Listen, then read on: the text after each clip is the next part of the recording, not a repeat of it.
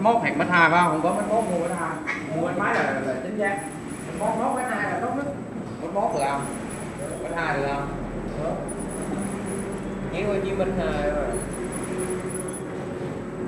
Chiếu nắng đâu nghe ha, đừng có mua cái giả mà ngày thôi chứ. Cái chiêu cũ là đào bác vô gì?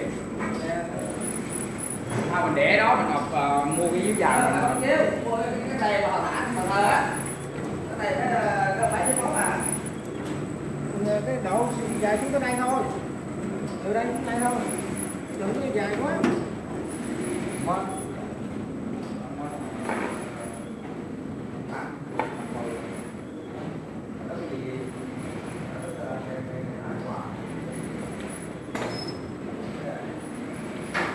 cái này